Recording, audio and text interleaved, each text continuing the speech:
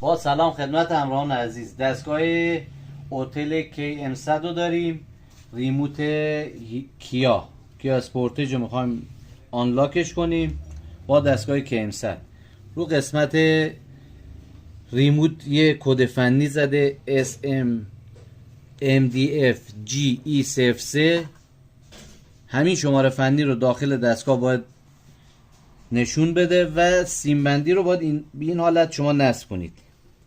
این سیم بندیه، نصب سیم بندی. اینجا داخل هتل خودش رو پای آی سی زده، ما روی پای ریموت باتری ریموت زدیم و زمانی که وصل شد آنلاک رو میزنید